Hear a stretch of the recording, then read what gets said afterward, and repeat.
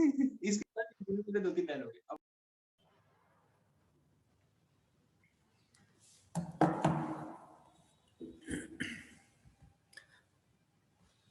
Students, हम लोग data communication study कर रहे थे एंड डेटा कम्युनिकेशन में ही एक इम्पॉर्टेंट टॉपिक है जो कि है OSI मॉडल। तो थोड़ा सा इंट्रोडक्शन इसका OSI मॉडल का भी हम लोग डिस्कस कर लेते हैं। तो जब भी हम डेटा कम्युनिकेशन करते हैं तो कुछ डिफरेंट स्टेप्स होते हैं, जिन स्टेप्स को फॉलो करते हुए, जिन प्रोटोकॉल्स को फॉलो करते हुए डेटा कम्युनिकेशन कंप्लीट होता है। तो यहाँ पर एक OSI मॉडल जो है प्रपोज किया गया था फॉर ओपन सिस्टम इंटरकनेक्शन। तो इसमें बेसिकली ये 7 लेयर्स का जो है टोटल 7 लेयर्स का मॉडल है। ये लेयर 1 2 3 4 5 6 7। ये लेयर 0 शो कर रखी गई क्योंकि ये एक ट्रांसमिशन मीडियम है जिस मीडियम के थ्रू डेटा ट्रांसफ़र होता है। तो इसको लेयर्स में काउंट नहीं किया जाता है। लेयर्स का काउंट यहाँ से स्टार्ट होता है। Physical layer, data link layer, network layer, transport layer, session layer, presentation layer और एप्लीकेशन लेयर। उसके बाद फिर यूज़र के पास डेटा पहुँचता है और यूज़र उसको फिर एक्सेस करता है। तो हर एक लेयर में अलग अलग वर्क्स होते हैं, अलग अलग प्रोटोकॉल्स हैं। जैसे कि अगर फिजिकल लेयर की बात करें तो फिजिकल लेयर का काम क्या होता है कि डेटा को उस फॉर्म में कन्वर्ट करना जिस फॉर्म में वो ट्रांसमिशन मीडिया के थ्रू मूव कर सके डेटा। ऐसे ही जैसे नेटवर्क लेयर है, तो नेटवर्क लेयर का काम क्या है कि जो भी नेटवर्क है उस नेटवर्क को कंट्रोल करना, उसके प्रोटोकॉल्स यहाँ लेयर 3 में इंट्रोड्यूस किए जाते हैं। मीन्स किस तरह से, किस रूट से डेटा ट्रेवल करेगा, ये सारी चीज़ें। ऐसे ही बहुत हर एक लेयर का जो है अलग अलग टास्क है। थोड़ा सा इंट्रोडक्शन उसका देख लेते हैं। डिटेल में स्टडी करेंगे तो बहुत इंटरेस्टिंग टॉपिक है ये OSI मॉडल। एंड आप लोग जब 3rd ईयर या फाइनल ईयर में इस सब्जेक्ट को स्टडी करेंगे तो उस पूरे सब्जेक्ट में आप सिर्फ इन्हीं लेयर्स के डिटेल्स के बारे में स्टडी करेंगे।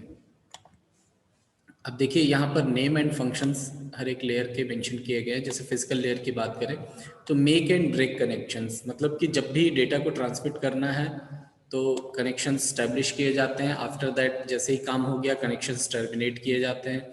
इसके बाद में क्या डेटा रेट होना चाहिए, किस डेटा रेट से हमें डेटा को ट्रांसफ़र करना है, क्योंकि डेटा रेट एक बहुत ही इंपॉर्टेंट चीज़ है। लाइक कि जैसे हम लोगों में से मतलब जितने भी यूज़र्स हैं, हर एक यूज़र के पास कैपेसिटी अलग अलग है, अलग अलग कॉन्फ़िगरेशन के सिस्टम्स होते हैं। तो डेटा रेट से मतलब ये कि मान लीजिए हमारे पास तो हाई स्पीड डिवाइस है और हम हाई स्पीड से डेटा ट्रांसमिट कर दे रहे हैं, हमने हाई स्पीड से डेटा को ट्रांसमिट कर दिया। बट जो रिसीवर है, क्या उसके पास सेम कॉन्फ़िगरेशन का सिस्टम है कि वो उसी सेम डेटा रेट से डेटा को रिसीव कर ले?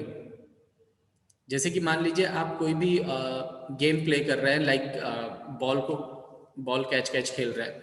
अब उसमें किसी की स्पीड बहुत ज़्यादा है, वो बहुत ही स्पीड से जो है बॉल्स फेंक रहा है कि मान लीजिए 10 सेकंड में 10 बॉल उसने फेंक दी, और सामने वाला जो बंदा है वो उतना यूज टू नहीं है उस गेम से और वो कैच नहीं कर पा रहा है। तो 10 में से हो सकता है 3 या 4 बॉल्स वो कैच करे, रेस्ट जितनी भी बॉल्स होंगी वो सारी बॉल्स ड्रॉप हो जाएंगी। सेम चीज़ डेटा रेट्स के केस में भी है, डेटा ट्रांसफर में भी है। आप हाई स्पीड से डेटा ट्रांसफ़र कर रहे हैं, बट जो रिसीवर है अगर वो उस हाई स्पीड से डेटा को रिसीव नहीं करेगा तो some of the data will be received and rest of the data will be lost. तो इसलिए ये सारी चीज़ें, जितनी भी चीज़ें हैं, जैसे वोल्टेज डिफाइन करना और डेटा रेट डिफाइन करना, ये इंपॉर्टेंट है सो दैट कि डेटा का लॉस ना हो। और जैसा कि हमने अभी बताया था कि फिजिकल लेयर का मेन काम क्या है कि जो भी डेटा बिट्स हैं उनको इलेक्ट्रिकल सिग्नल में ट्रांसफॉर्म करना, चेंज करना, सो दैट कि डेटा फिजिकल जो भी मीडियम है हमारे पास में उस मीडियम के थ्रू ट्रेवल कर सके। और simplex, full duplex, half duplex ये हम लोगों ने स्टडी किया ही। तो डेटा को किस मोड पे ट्रांसमिट करना है, ये सब भी, ये सारी चीज़ें फिजिकल लेयर डिसाइड करती है। ऐसे ही जो डेटा लिंक लेयर है, इसका काम क्या है? इसका काम है सिंक्रोनाइजेशन का, एरर डिटेक्शन एंड करेक्शन का, और जो भी मैसेज आ रहे हैं उनको जो है फ्रेम्स में जो मैसेज आ रहे हैं उनको असेंबल करना। क्योंकि हमने आपको पहले भी बताया कि जो भी डेटा ट्रांसमिट किया जाता है उसको डिफरेंट डिफरेंट पार्ट्स में ब्रेक कर दिया जाता है, जिसे कि फ्रेम्स कहते हैं। तो एक कंप्लीट डेटा के नंबर ऑफ फ्रेम्स बनाए जाते हैं और उन फ्रेम्स को इंडिविजुअली ट्रांसमिट किया जाता है। अब उसके बाद कोई फ्रेम किसी पाथ से रिसीव हो रहा है तो कोई दूसरा फ्रेम किसी और पाथ से जा रहा है। तो डेटा लिंक लेयर का काम क्या है कि जितने भी पैकेट्स आ गए, जितने भी फ्रेम्स आए, अब उनको जो है सीक्वेंस वाइज असेंबल करना और फिर आगे फॉरवर्ड करना, सो दैट कि उस डेटा को यूटिलाइज किया जा सके। और इनको सीक्वेंस में अरेंज करना ये डेटा लिंक लेयर का काम है, क्योंकि अगर सीक्वेंस में अरेंज नहीं किया तो डेटा यूजफुल नहीं रह जाएगा। ऐसे ही जब भी हम किसी मीडियम के थ्रू डेटा को ट्रांसमिट करते हैं तो उसमें अक्सर कुछ ना कुछ एरर आ जाती है। तो इसी लेयर का काम है कि ये एरर को डिटेक्ट भी करती है and sometimes it also correct the data.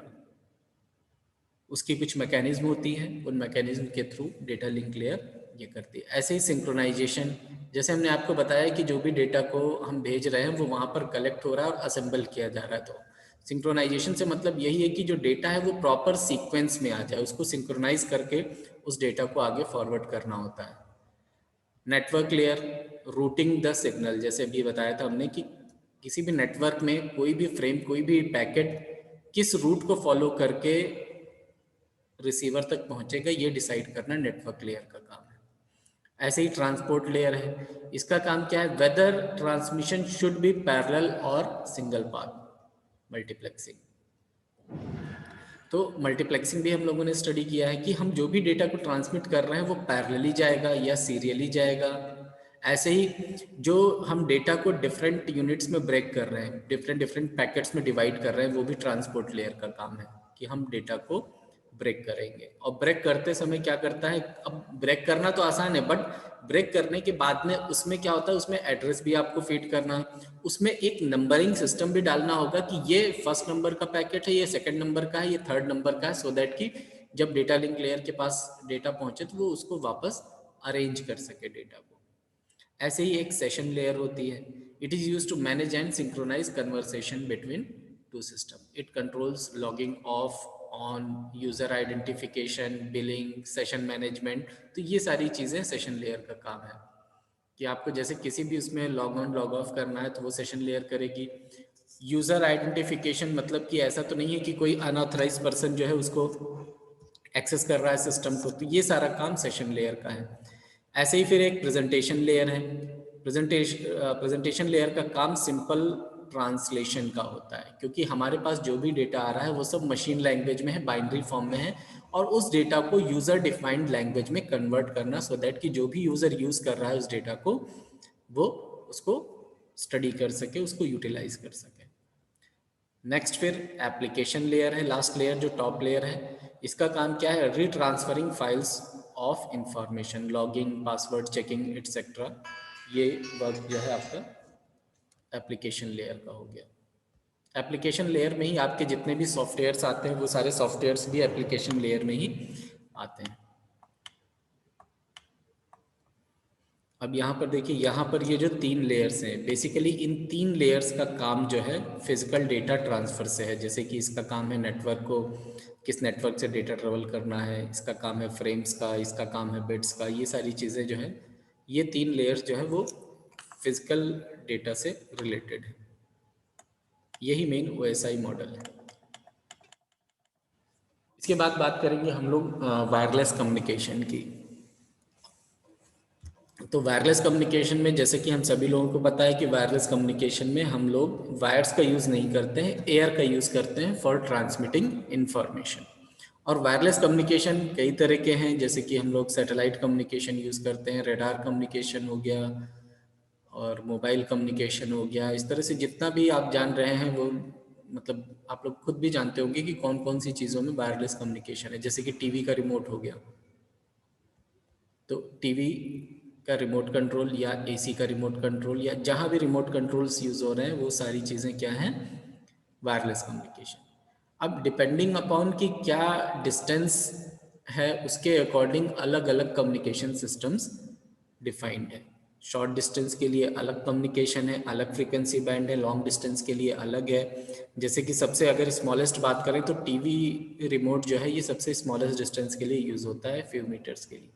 ऐसे ही सैटेलाइट कम्युनिकेशन जो है ये सबसे ज़्यादा वास्ट कम्युनिकेशन है, बिकॉज ये क्या है, ये ऑल ओवर वर्ल्ड ये कवरेज करता है। Satellite communication thousands of kilometres.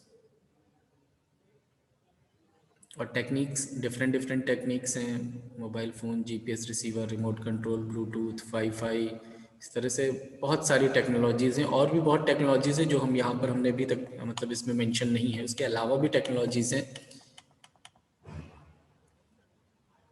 तो डेफिनेशन की तो हमें कोई ज़रूरत नहीं है। इलेक्ट्रोमैग्नेटिक वेव्स भी हम लोगों ने स्टडी किया है कि कौन सा इसका स्पेक्ट्रम किस चीज़ के लिए यूज़ होता है।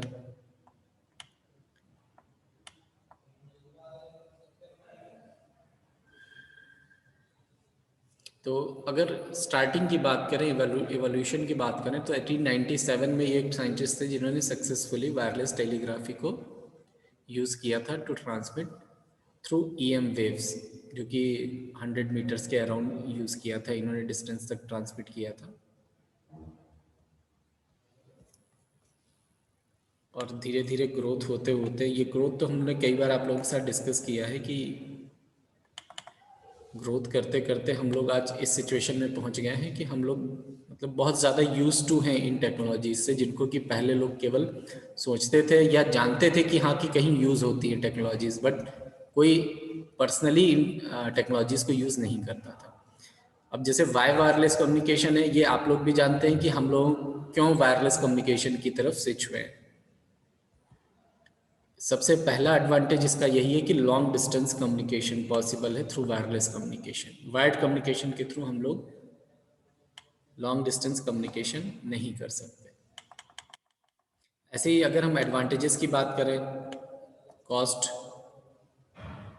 तो कॉस्ट में वायर्ड कम्युनिकेशन में क्या है कि हमें वायर्स केबल्स का इंस्टॉलेशन करना पड़ता है। इसके साथ साथ इसके अलावा जो अदर डिवाइसेस की ज़रूरत पड़ती है, जैसे स्विचेस की, राउटर्स की, इन सब चीज़ों की ज़रूरत पड़ती है इसमें टू कनेक्ट वायर्स, वो सारी चीज़ें यहाँ पर जो है कम हो जाती हैं।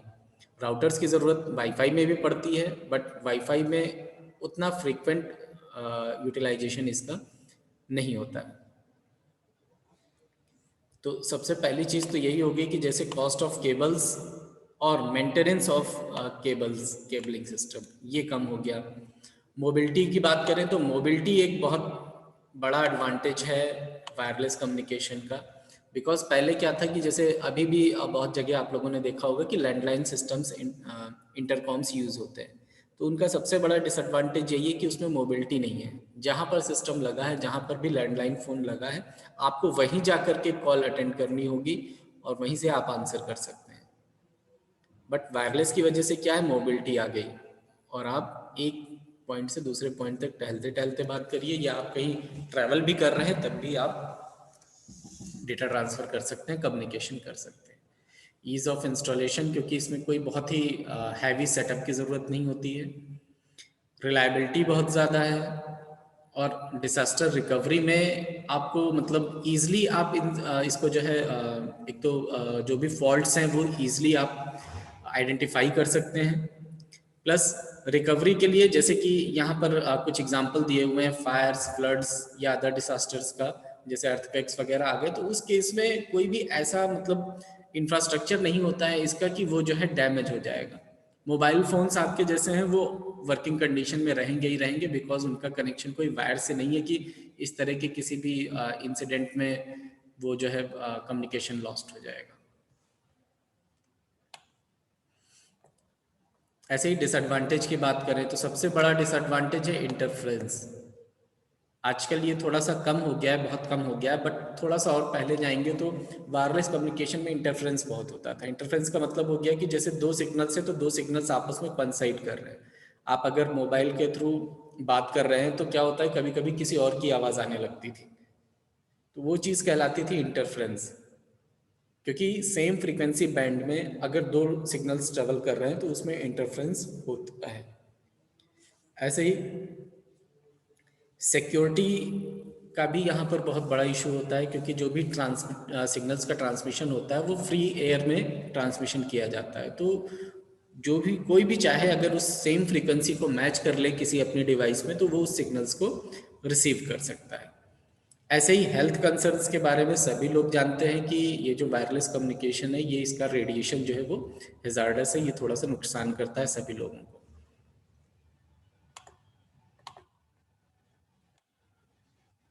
अब general model of wireless communication की बात करें तो जनरल मॉडल जैसे हम लोगों ने कम्युनिकेशन का ब्लॉक डायग्राम पढ़ा था, ऑलमोस्ट वैसा ही ब्लॉक डायग्राम यहाँ पर भी है। हमारे पास में इंफॉर्मेशन सिग्नल होता ही। अब वायरलेस कम्युनिकेशन में क्या होता है कि सोर्स एनकोडिंग होती है, मतलब सोर्स में डेटा को एनकोड किया जाता है, एनक्रिप्ट किया जाता है। फिर चैनल के अकॉर्डिंग चैनल एनकोडिंग होती है कि सो दैट कि वो जो डेटा होगा वो वायरलेस में, मतलब वायरलेस मीडियम के थ्रू ट्रेवल कर सके।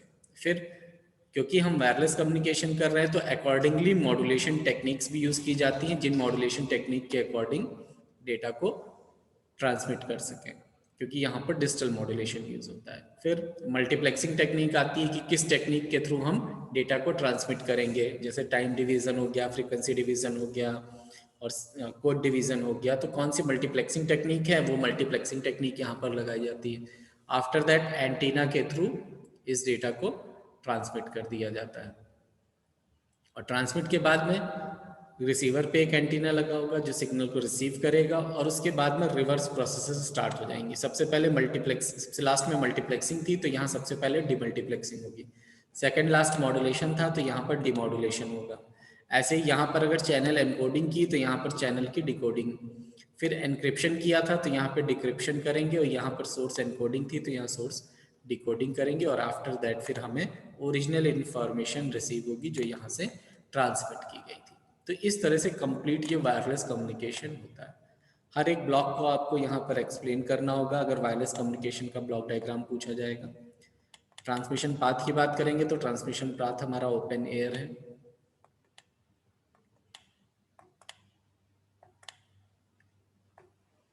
अब टाइप्स ऑफ वायरलेस कम्युनिकेशन की बात करते हैं कि कौन कौन से टाइप के वायरलेस कम्युनिकेशंस आजकल यूज़ हो रहे हैं। सब लोग जानते हैं TV and radio broadcasting, satellite communication भी जानते हैं, रडार के बारे में भी आप लोगों ने सुना होगा। सेलुलर कम्युनिकेशन हम सभी लोग यूज़ कर रहे हैं, जीपीएस भी सब लोग यूज़ करते हैं गूगल मैप के थ्रू। ऐसे ही इंफ्रारेड कम्युनिकेशन हमारे रिमोट जो भी होते हैं, टीवी रिमोट, एसी रिमोट, उनमें यूज़ होता है। वाईफाई मोबाइल्स लैपटॉप्स में सब लोग यूज़ कर रहे हैं, ब्लूटूथ भी सभी लोग यूज़ करते हैं। पेजिंग सिस्टम ऑब्सोलीट हो चुका है। पहले पेजर डिवाइसेस आती थी जो सिर्फ और सिर्फ टेक्स्ट मैसेज सेंड और रिसीव करने के लिए यूज़ होती थी, तो ये डिवाइस तो अब टेक्नोलॉजी अब ऑलमोस्ट ऑब्सोलीट हो गई है। ऐसे ही कॉर्डलेस फ़ोन भी ऑब्सोलीट ही हो गए, क्योंकि अब लैंडलाइन का कल्चर ऑलमोस्ट जा चुका है, तो कॉर्डलेस फ़ोन्स भी अब नहीं यूज़ होते हैं। कॉर्डलेस फ़ोन में क्या होता था कि जो हम लोग लैंडलाइन फ़ोन यूज़ करते थे उसी में एक कॉर्डलेस फ़ोन आता था जो कि विदाउट वायर वर्क करता था, बट इसकी डिस्टेंस होती थी वही 10-12 मीटर, मतलब एक रूम से दूसरे रूम तक ही वो कॉर्डलेस वर्क करता था, मोबिलिटी होती थी उसमें। ऐसे ही रेडियो फ्रीक्वेंसी आइडेंटिफिकेशन, RFID, ये हम लोग वायरलेस कम्युनिकेशन में इसको यूज़ करते हैं।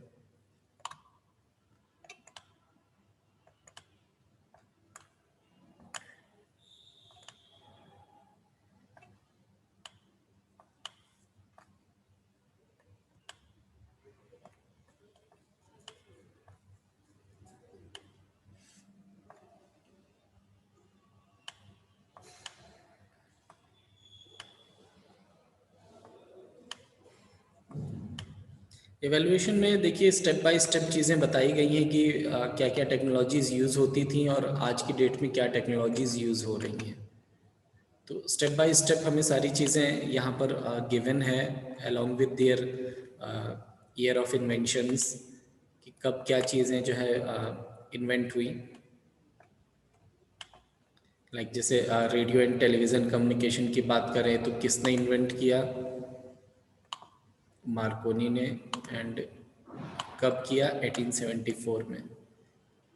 क्या डिस्टेंस ऑफ कम्युनिकेशन था, ये सारी चीज़ें यहाँ पर आपको मिल जाएंगी कि क्या एवेल्यूएशन कैसे कैसे हुआ, पहले क्या टेक्नोलॉजीज थी, फिर क्या आई, जैसे रेडियो कम्युनिकेशंस आई, फिर सैटेलाइट कम्युनिकेशन, फिर मोबाइल एंड सेलुलर कम्युनिकेशन। क्योंकि सैटेलाइट कम्युनिकेशन तो पहले भी यूज़ होता था, बट ये जो सेलुलर कम्युनिकेशन है ये सबसे लास्ट में टेक्नोलॉजी आई, और अब इसी में एडवांसमेंट होते जा रहे हैं। जैसे पहले 2G यूज़ कर रहे थे, 2.5G आया, 3G आया, 4G आया, 5G भी अब आ गया है। तो इस तरह से टेक्नोलॉजीज धीरे धीरे एनहेंस हो रही हैं। इसी तरह से एक सर्विस पहले यूज़ होती थी, अब तो ये भी ऑब्सोलीट ही हो गई है, GPRS। General packet radio service. GPRS क्या होता था कि इनिशियली जब हम डेटा सर्विसेज को यूज़ करते थे, मतलब जैसे हम मोबाइल में आजकल जो डेटा यूज़ कर रहे हैं वो तो हम लोग वाईफाई के थ्रू या हाई फ्रिक्वेंसी डेटा जो है हम लोग यूज़ करते हैं उसमें 4G टेक्नोलॉजी में। बट जब इनिशियल बात करें जब 3G भी नहीं आया तो उस समय ये जीपीआरएस टेक्नोलॉजी यूज़ की जाती थी to use data services in mobile. तो उस समय हमारे पास जो टेक्नोलॉजी होती थी वो जीएसएम होती थी या टीडीएमए और सीडीएमए, ये टेक्नोलॉजीज हुआ करती थी पहले। तो जब जीपीआरएस यूज़ होता था उस समय पर डेटा सर्विसेज के लिए जो स्पीड होती थी वो स्पीड बहुत लिमिटेड होती थी। और जो मतलब अगर हम लोग प्रैक्टिकली बात करें तो जो नेटवर्क की स्पीड आती थी, आजकल हम लोगों को एमबीपीएस में स्पीड आती है, उस समय केबीपीएस में स्पीड आती थी। 1 केबीपीएस 2 केबीपीएस या बहुत अच्छी हो गई तो 10 केबीपीएस, इससे ज़्यादा स्पीड नहीं होती थी। और उस समय जो डेटा सर्विसेज यूज़ होती थी तो उसमें नॉर्मली जो टेक्स्ट होते थे या ग्राफिक्स हो गए या बहुत ही शॉर्ट वीडियोस लो क्वालिटी के, ये सारी चीज़ें शेयर होती थी थ्रू मोबाइल इंटरनेट। तो उसी सर्विस को उस समय जीपीआरएस बोला जाता था, जनरल पैकेट रेडियो सर्विसेज।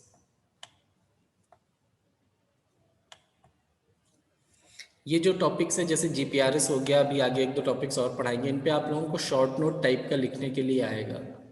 तो शॉर्ट नोट में आपको सिर्फ और सिर्फ इस टेक्नोलॉजी के बारे में थोड़ा सा एक्सप्लेन करना होगा कि टेक्नोलॉजी किस तरह से यूज़ होती थी, कहाँ पर यूज़ होती थी और क्या इसके फीचर्स वगैरह जैसे क्या हुआ करते थे। डेटा स्पीड की जैसे हम बात कर रहे थे तो विल रेंज फ्रॉम 14.4 kbps। आजकल हम लोग इस चीज़ को अज्यूम भी नहीं कर सकते कि अगर हम लोगों के मोबाइल में इस तरह की स्पीड आ गई तो हम लोग इरिटेट हो जाते हैं कि ये क्या स्पीड आ रही है, जब तक एमबीपीएस में स्पीड नहीं आती है। बट इनिशियली यही स्पीड बहुत ज़्यादा होती थी। फीचर्स की बात करें, कुछ फीचर्स जीपीआरएस के लिखे हुए हैं। उस टाइम के लिए ये टेक्नोलॉजी बहुत अच्छी टेक्नोलॉजी आई थी क्योंकि उस समय हम लोग जो टेक्नोलॉजी यूज़ कर रहे थे उसमें हम लोग इमेजेस को सेंड नहीं कर सकते थे, सिर्फ और सिर्फ टेलीफोनिक कन्वर्सेशंस होते थे, उसके अलावा कुछ भी नहीं होता था। जीपीआरएस आने के बाद से ही टेक्स्ट मैसेज हो गए, इमेज मैसेज हो गए एंड मल्टीमीडिया मैसेजेस जो होते थे वो जीपीआरएस टेक्नोलॉजी आने के बाद से स्टार्ट हुआ था। पहले किसी भी मीडिया को हम लोगों को सेंड करना होता था तो हम लोग मोबाइल में ईमेल के थ्रू या व्हाट्सएप के थ्रू डेटा नहीं सेंड कर सकते थे। जो एसएमएस फॉर्मेट होता था उसी एसएमएस में किसी इमेज को, जो बहुत ही लो क्वालिटी की इमेज होती थी, उसको अटैच करके सेंड कर सकते थे।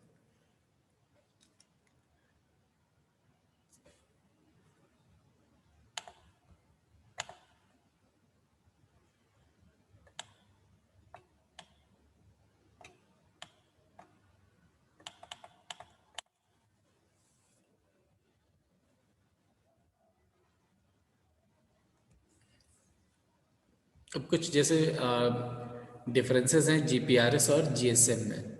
जीपीआरएस के बाद फिर जीएसएम टेक्नोलॉजी आई थी, global system for mobile communication. इसके बाद फिर जो है जो डेटा सर्विसेज थी वो बहुत ज़्यादा इन्हेंस हो गई थी जब जीएसएम टेक्नोलॉजी आ गई थी। तो डिफरेंसेस यहाँ पर गिवन है, जैसे कि अगर हम जीपीआरएस की बात कर रहे हैं और जीएसएम की बात कर रहे हैं तो बैंडविड्थ हायर थी जीएसएम में, और इसीलिए यहाँ पर जो डेटा स्पीड थी वो भी हाई हो गई थी जीएसएम टेक्नोलॉजी से। Immediate continuous connection to the internet always online, ये फिनोमेना जीएसएम के आने के बाद से स्टार्ट हुआ कि इमीडिएट और कंटिन्यूस कनेक्शन हो गया। जीपीआरएस में जो कनेक्शन होता था वो कनेक्शन ब्रेक होकर के होता था, मतलब जो हम लोग बात करते हैं ना कि पैकेट के फॉर्म में डेटा कम्युनिकेशन में हम लोग डेटा को भेजते, तो जीपीआरएस में भी क्या होता था कि पैकेट के फॉर्म में डेटा जाता था। ये नहीं होता था कि डेटा एक साथ अपलोड हो रहा है, डेटा को स्मॉल पैकेट्स में डिवाइड करते थे। मान लीजिए 10 KB की भी एक फाइल है तो 10 KB की फाइल को 10 पार्ट्स में डिवाइड करके तब सेंड किया गया। और ये नहीं है कि कंटिन्यूएशन में कनेक्शन होता था, एक फाइल धीरे धीरे अपलोड हो गई, फिर कुछ टाइम बाद दूसरी हुई, फिर तीसरी, इस तरह से बैकग्राउंड में ये काम होते थे। ऐसे ही जब जीएसएम आई तो new text and visual data and content services, तो बहुत सारी सर्विसेज आ गई जीएसएम आने के बाद में। कॉल वेटिंग की सर्विसेज भी यहीं पर इंट्रोड्यूस हुई थी। इसके अलावा जो अदर कॉल रिलेटेड सर्विसेज है वो भी इसमें आई। ऐसी ही एक टेक्नोलॉजी और यूज़ होती थी जिसे पैकेट स्विचिंग कहते थे, और एक टेक्नोलॉजी थी सर्किट स्विचिंग। हम लोगों को डिटेल में नहीं स्टडी करना है, बट पैकेट स्विचिंग थोड़ी सी एडवांस टेक्नोलॉजी है सर्किट स्विचिंग से, क्योंकि जो हम लोग स्विचिंग टेक्नोलॉजी की बात करते हैं, मतलब कि एक पॉइंट से लेकर के दूसरे पॉइंट तक किस तरह से डेटा ट्रांसफ़र होता है फ्रॉम ट्रांसमीटर टू रिसीवर। तो उसमें कुछ स्विचिंग टेक्नोलॉजीज लगती थी कि किस तरह से डेटा एक नोड से दूसरे नोड पे ट्रांसफ़र हो रहा है, क्योंकि always there were several nodes in between transmitter and receiver. Like जैसे अगर हम इस तरह का स्ट्रक्चर मान लें, तो जो डेटा ट्रेवल करता है वो नोड टू नोड इस तरह से ट्रेवल करता है, और तब जाके अगर हम ये मान के चलें कि ये सोर्स है और ये डेस्टिनेशन है, तब डेटा पहुंचता है। और इस तरह के डिफरेंट डिफरेंट पाथ्स अवेलेबल होते हैं, और किस पाथ से डेटा को किस तरह से जाना है, कब पाथ को क्रिएट करना है, कब पाथ को डिस्कनेक्ट करना है, ये सारी चीज़ें इन स्विचिंग टेक्नोलॉजीज पर डिपेंड करती थी। तो इनिशियली जैसे थोड़ा सा अगर इंट्रोडक्शन दे सर्किट स्विचिंग का, तो क्या होता था कि जब भी कोई डेटा ट्रांसमिट करना होता था तो एक पाथ पहले स्टैब्लिश कर दिया जाता था, और वो पाथ स्टैब्लिश होने के बाद में जब तक डेटा फुल ट्रांसफ़र नहीं हो जाता है तब तक वो कनेक्शन टर्मिनेट नहीं होता है, और तब तक कोई और उस पाथ को यूज़ नहीं कर सकता है।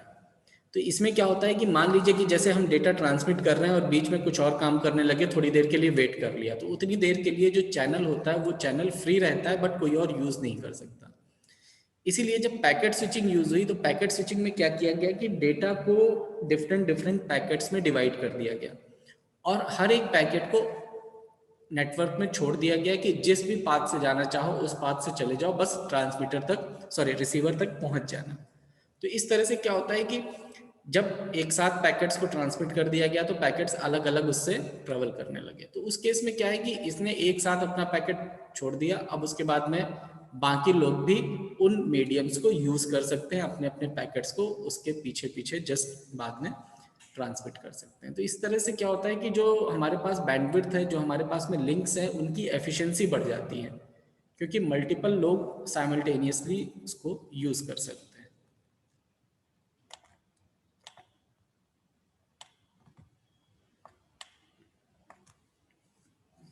इसके बाद में फिर जीएसएम से 3G पर मूव हुए।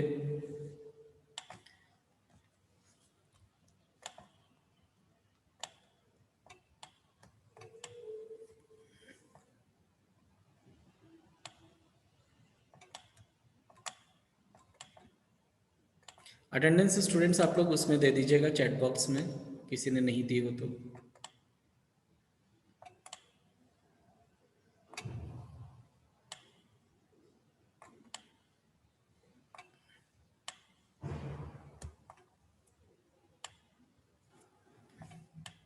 इसको आप लोग स्टडी करिएगा। अब हम जीएसएम आर्किटेक्चर की तरफ मूव कर रहे हैं। ये इम्पॉर्टेंट टॉपिक है जीएसएम आर्किटेक्चर, और इसमें आप लोगों को ये पता चलेगा कि किस तरह से जो कॉल्स वगैरह होती हैं वो किस तरह से ट्रांसमिट होती है। इसमें ये जो आर्किटेक्चर है ये इम्पॉर्टेंट फिगर है, इसको हम आप लोगों को एक्सप्लेन कर दे रहे हैं कि किस तरह का जो है ये जो जीएसएम सिस्टम है ये किस तरह से वर्क करता है। आज भी ऑलमोस्ट सेम स्ट्रक्चर ही हम लोग यूज़ कर रहे हैं। तो यहाँ पर क्या होता है कि जैसे कि हम बात करें तो ये मोबाइल स्टेशन है। मोबाइल स्टेशन का मतलब जो यूज़र मोबाइल यूज़ कर रहा है वो यूज़र, और ये यूज़र किसी भी फॉर्म में हो सकता है, स्टिल हो सकता है या मूविंग हो सकता है। और ये जो यूज़र्स होते हैं ये BTS से कनेक्टेड होते हैं। BTS होते हैं बेस ट्रांसीवर सिस्टम। तो एक BTS से lots of mobile station connected होते हैं। इसी तरह से there are lots of BTS और सेवरल BTS कनेक्टेड होते हैं एक BSC से, जिसे कि बेस स्विचिंग सेंटर कहते हैं। इस तरह से बेस स्विचिंग सेंटर, और इसके बाद में ये जो बेस स्विचिंग सेंटर होता है ये आपके मेन स्विचिंग सेंटर से कनेक्टेड होता है। ये मेन स्विचिंग सेंटर हो गया। और ये मेन स्विचिंग सेंटर जो होता है ये फिर उसके बाद PSTN हो गया, ISDN हो गया या डेटा नेटवर्क, इन सबसे इंटरकनेक्टेड होता है। PSTN क्या हो गया? पब्लिक स्विच टेलीफोन नेटवर्क, यानी कि जो लैंडलाइन नेटवर्क है, क्योंकि मोबाइल से आप लैंडलाइन में भी कॉल कर सकते हैं।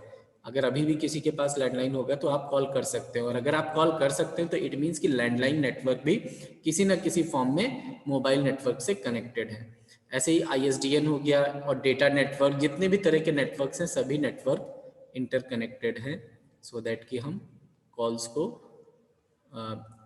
एक मोड से दूसरे मोड में ट्रांसफ़र कर सकें और कम्युनिकेशन कर सकें। इसी तरह से अब जैसे MSC की बात करें तो इसका बहुत इंपॉर्टेंट रोल होता है इस MSC का। इसमें आपको 3 ब्लॉक्स और दिख रहे हैं, HLR, VLR और AUC। इसके अलावा एक और है OMC। OMC का मतलब है ऑपरेशन मैनेजमेंट सिस्टम सेंटर। इसका काम क्या है कि जो भी ऑपरेशंस हो रहे हैं उन ऑपरेशंस को मैनेज करना। HLR क्या है? Home location register. VLR है विजिटर लोकेशन रजिस्टर, और AUC है ऑथेंटिसिटी रजिस्टर टाइप का, ये भी एक रजिस्टर है, अभी फुल फॉर्म बताएंगे आपको। तो ऑपरेशन का तो हमने देख लिया कि जो भी ऑपरेशंस हो रहे हैं उनको मैनेज करने का काम है। होम लोकेशन रजिस्टर का काम क्या होता है कि ये उन इंफॉर्मेशंस को सेव करके रखता है जो इसके होम लोकेशन में मोबाइल स्टेशंस होते हैं। जैसे कि अगर हम ये बात करें, जैसे यूपी को 2 पार्ट्स में डिवाइड कर रखा गया, यूपी ईस्ट और यूपी वेस्ट। तो एक यूपी ईस्ट का मेन स्विचिंग सेंटर होगा, एक यूपी वेस्ट का होगा, और जितने यूपी ईस्ट के यूजर्स हैं उनका सारा डेटा सिम नंबर यानी सब्सक्राइबर आइडेंटिटी मॉड्यूल, सिम का फुल फॉर्म होता है, वो आपके इस होम लोकेशन रजिस्टर में सेव होगा। साथ ही साथ जो मोबाइल यूज़ कर रहे हैं उस मोबाइल की इक्विपमेंट यानी आईडी यानी IMEI नंबर, वो भी होम लोकेशन रजिस्टर में सेव रहता है टू आइडेंटिफाई कि हाँ ये हमारे एरिया का यूज़र है। इसी तरह से एक विजिटर लोकेशन रजिस्टर होता है। इस रजिस्टर में वो इंफॉर्मेशन सेव की जाती है जो विजिटर्स होते हैं, मतलब कि किसी दूसरे, जैसे लाइक यूपी ईस्ट में है हम लोग इस समय, और यूपी वेस्ट से कोई यूज़र यूपी ईस्ट में मूव किया, तो वो क्या है, वो रोमिंग में आ गया। रोमिंग में कैसे आया? क्योंकि इस MSC के पास में उसका डेटा नहीं है, तो वो उसके डेटा को इस विजिटर लोकेशन रजिस्टर में सेव करके रखता है, और इसी वजह से उनमें रोमिंग चार्जेस लगते हैं, बिकॉज वो उस लोकेशन को बिलोंग नहीं कर रहा है। अब कोई भी मोबाइल से नंबर डायल होता है, तो नंबर डायल होने के बाद में सीक्वेंस यही है कि पहले BTS में गया, फिर BSC में गया, फिर यहाँ से MSC में गया, और फिर यहाँ से फिर स्विचिंग होती है कि इसको किस तरफ जाना है, डिपेंडिंग अपॉन कि मोबाइल नंबर क्या है, मोबाइल नंबर की डिजिट्स क्या है, उनके अकॉर्डिंग ये मेन स्विचिंग सेंटर आपका कन्वर्जन करता है, और कन्वर्जन के अकॉर्डिंग फिर कॉल ट्रांसफ़र होती है। डिटेल में जो हमने आपको बताया है सारी डिटेल्स आपको यहाँ पर थ्योरी में मिलेगी, लाइक मोबाइल स्टेशन क्या है, BSS बेस स्टेशन सब सिस्टम क्या है, ठीक, मोबाइल इक्विपमेंट हो गया, और ये सिम जो अभी आपको बता रहे थे, ये IMEI नंबर होता है मोबाइल इक्विपमेंट का, और सिम यानी सब्सक्राइबर आइडेंटिटी मॉड्यूल, सिम का भी एक नंबर होता है। ये सब्सक्राइबर को आइडेंटिफाई करने के लिए सिम यूज़ होता है।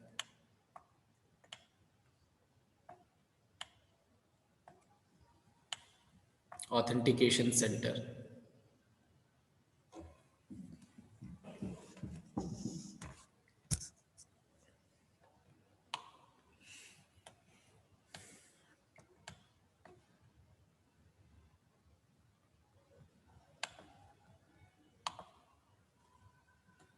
इसके बाद में फिर हम लोग डिस्कस करेंगे कोड डिवीज़न मल्टीपल एक्सेस यानी CDMA टेक्निक। तो जो CDMA टेक्निक होती है ये बेस्ड होती है direct sequence spread spectrum technology पर।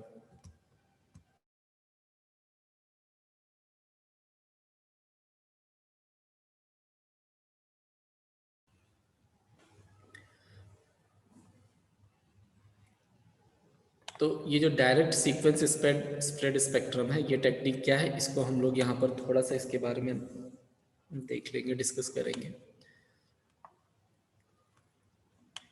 हिस्ट्री पर नहीं जा रहे हैं क्योंकि हिस्ट्री की कोई ज़रूरत नहीं है, ना कहीं पूछा जाता है।